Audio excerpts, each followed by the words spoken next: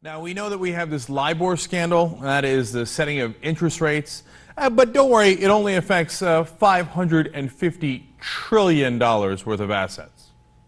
So, now how might it affect you? For example, if they fix it and it affects the interest rate and the interest rate is low, you might think, well, that's a good thing if I've got a mortgage, etc., but it's a bad thing if you got savings. So if you're looking for getting as much as you can out of your savings, you're retired, etc., and they set the interest rates low, well, sad day for you, that's money out of your pocket.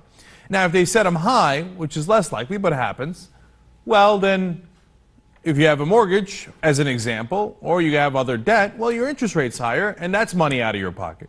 Now, here's who doesn't have money out of their pocket. The banks that are fixing the LIBOR rate. Now, who are they? Well, we know Barclays. They've already come out and admitted that they did that, and their top 3 executives are gone, which is huge, doesn't normally happen, but they have actually stepped down. Must be a different country. Oh, that's right, it is. It's Great Britain. Here in the U.S., you can break any rules, laws, destroy any economy you like, and you just get further bonuses. That's how the bankers work in this country. And in fact, it turns out, of course, there are 12 banks involved, including U.S. banks like J.P. Morgan Chase, Citigroup, etc.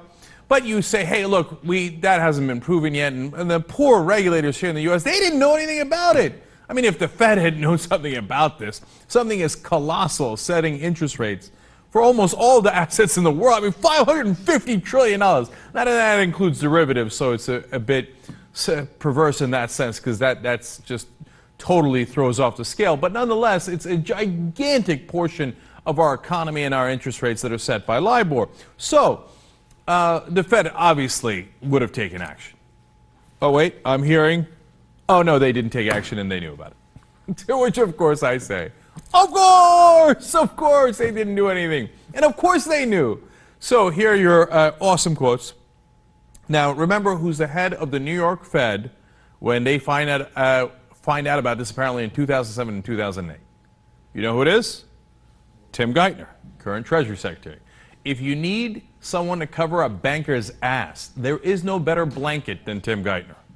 So, at the time, did they know about it? Here's a quote that the spokesperson for the New York Fed just put out. Quote, in the context of our market monitoring following the onset of the financial crisis in late 2007, involving thousands of calls and emails with market participants over a period of many months, we received occasional anecdotal reports from Barclays of problems with LIBOR.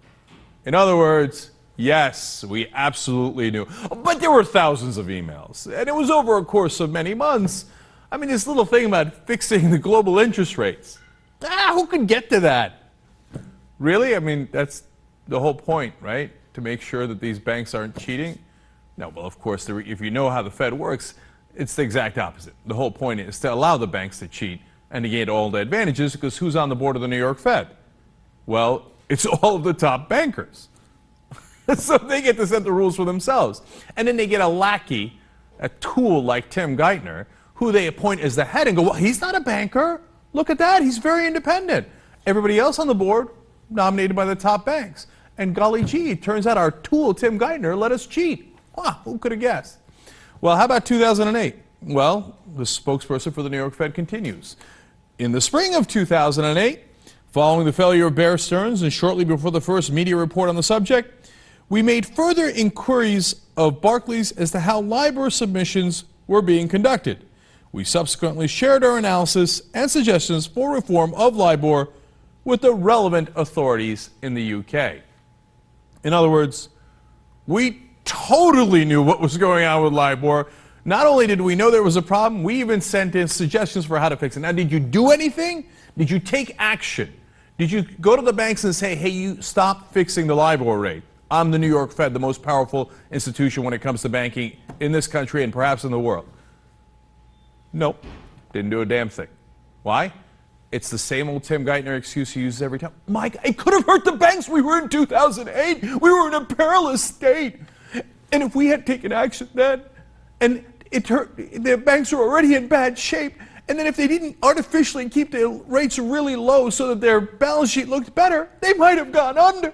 Oh my God, the banks, my precious, lovable banks. I love you so much.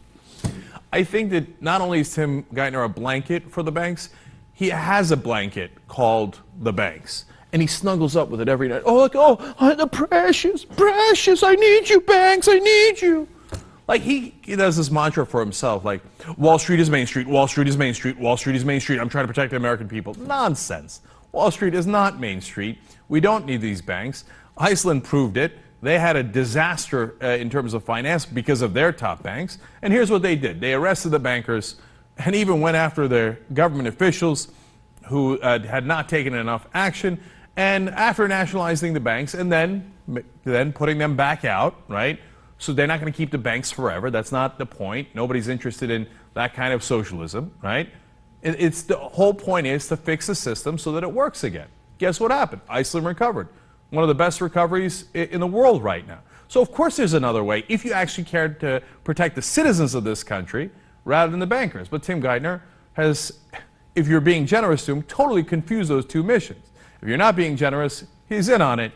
Now, to give you a sense of how much Tim Geithner knew, they had a series of 10 meetings about LIBOR. So and it wasn't like, oh, among the thousands of emails, oh, did somebody mention LIBOR fixing? No, they had 10 different meetings. You know what one was called that Tim Geithner presided over between 2:30 and 3 p.m. on April 28th of 2008? Quote, fixing LIBOR. Gee, I wonder if they knew there was a problem with LIBOR. Come on.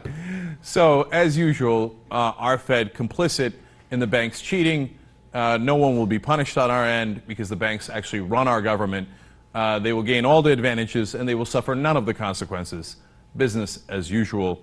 Thank you so much. U.S. Treasury Secretary, former head of the New York Fed, and overall tool of Wall Street, Timothy Geithner.